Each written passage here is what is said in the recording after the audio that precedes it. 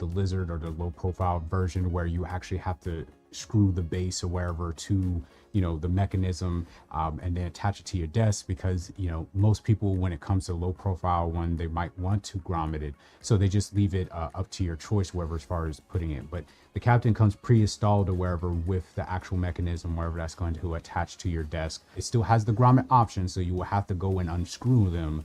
But typically I would say with this type of microphone boom arm, it makes sense that it's already pre-attached to this mechanism right here, because most people who get this type of boom arm are not going to want to have that grommet option anyways. So it's just a step that you're gonna notice that you don't have to, it's not an extra step that you're gonna have to do. Whereas if you get the low profile boom arm, you're gonna have to do it. Again, both of them have the headphone, a little attachment right there. I've talked about it before, and I shot B-roll with it for the Lizard. But here's the mechanism right here. You can see you have like these two little screw areas. So if you want to take this portion off for whatever reason for your headset holder or wherever you can.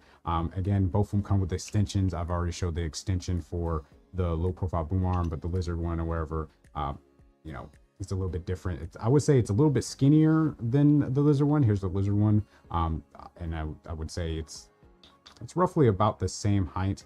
It looks like the Captain is just a little bit taller, and that's it. The Captain feels a little bit, I would say, more plasticky.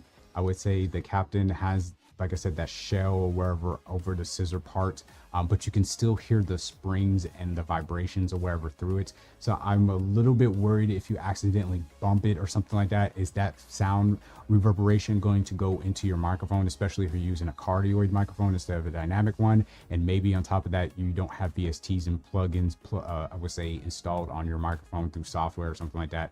I'm wondering if that noise will pick up. So that might be something you want to be a little cautious about, as far as like tapping this thing and making sure it's a decent amount of ways away from you, so you're not hitting with your arms or something like that.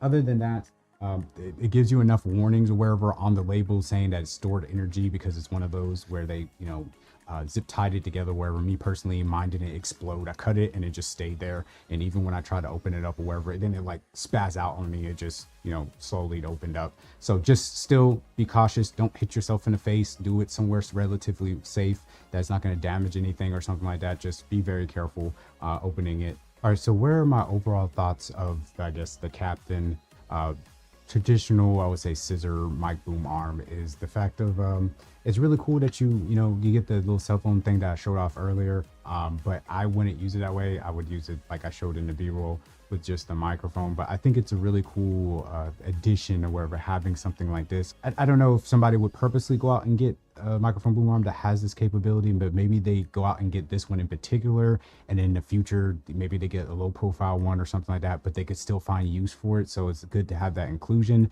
But again, I'm not sure who would actually go out and just on purpose get this, because there probably are cheaper, you know, tablet or phone stands or something like that, that again, for this price point, that you could probably get or wherever, that can do the same function as this little addition. I think it's built really good. I noticed, again, I know there's the tension points and stuff, but I noticed the movement is not as smooth as the Lizard one or wherever with the low profile, as far as like moving around and everything.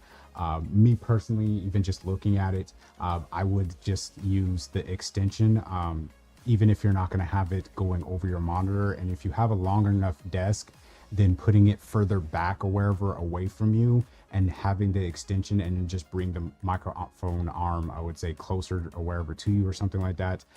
Because just seeing it or wherever going right into the bottom, the stem or wherever that hooks up into the bottom that clamps to the desk, there's not really that much height, and it might be because I'm 6 foot or something, but it just looks too small to me, and you would have to have it relatively close.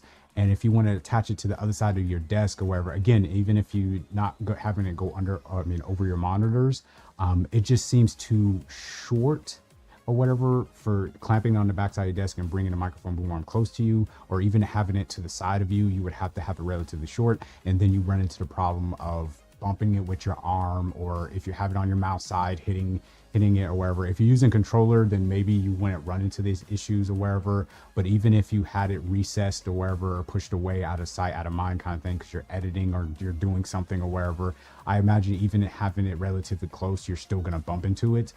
So just putting it on the extension, and again, having it further away, and then just dragging the microphone arm out wherever, gives it that extra length and gives it that extra height that something like this definitely needs, because again, it just sits too close, I would think, to the desk